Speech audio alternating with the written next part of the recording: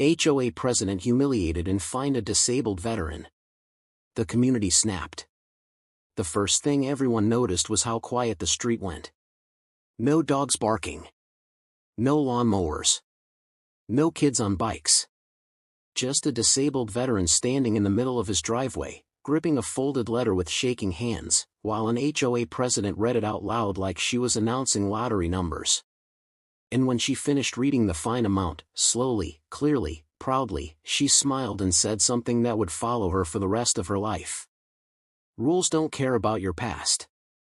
What she didn't know, what she couldn't possibly imagine, was that half the neighborhood was already watching from behind curtains. 3 phones were recording, and one of those recordings would trigger a chain reaction so brutal it would dismantle her authority brick by brick. Stay with me. Because the humiliation came first. The fine came second. And the revolt?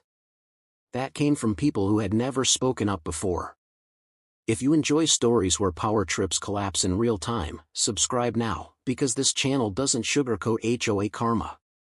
His name was Marcus Hale. Army veteran. Combat injury. Permanent disability rating. He walked with a cane on good days. Used a mobility scooter on bad ones. And on the day this story begins, it was a bad one. Marcus lived alone in the house he bought after his medical discharge, small, modest, paid off with settlement money and savings he guarded like oxygen. He wasn't loud.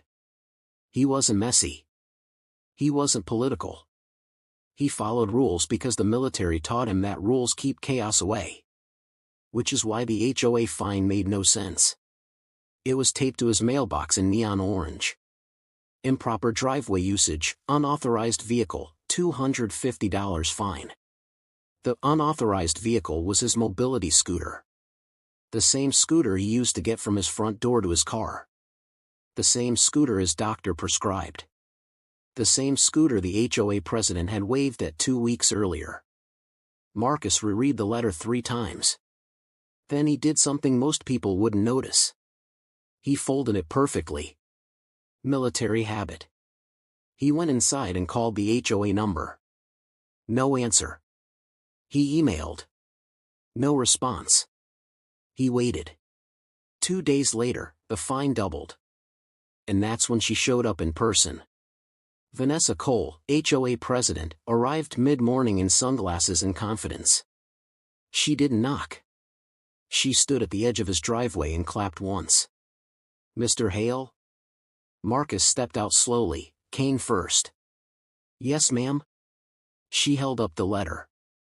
This scooter can't be parked in view. It violates community standards. I don't park it, Marcus said. I use it. Vanessa smiled like a teacher correcting a slow student. Then you should store it in your garage. Marcus gestured to his leg. I can't reach it from there. She tilted her head. That's not my problem. That's when neighbors began pausing their routines. Because the tone had shifted. And then she did something nobody expected. She raised her voice. So let me be clear, she said, loud enough for 3 houses to hear. Being a veteran doesn't give you special treatment here. Marcus blinked. I didn't ask for. You're not above the rules, she cut in. And you don't get to break them because of a disability. Silence. Thick. Heavy. Marcus felt heat rise behind his eyes, not anger, shame. He hated public scenes. He hated attention. But she kept going. I'm fining you again, she said, pulling out her phone. And if this continues, we'll escalate. For what? He asked quietly. For noncompliance. A woman across the street dropped her grocery bag. Someone whispered, is she serious? Marcus swallowed and said the sentence that broke the neighborhood's patience. I was injured serving this country. Vanessa laughed. Not loud. Not cruel. Dismissive. Well, she said, this isn't a military base. That laugh, short, careless, was caught on video. And if you're still watching, you already know how dangerous that is. Subscribe now, because this is where the story turns. The fines stacked fast. $250. $500. $750. Each one mailed. Each one highlighted. Marcus stopped opening them. Not because he didn't care, but because he felt like he was failing some invisible test. Sleep got worse. Pain got worse. One afternoon, he tried to move the scooter farther back, fell, and scraped his arm badly enough to bleed through his sleeve.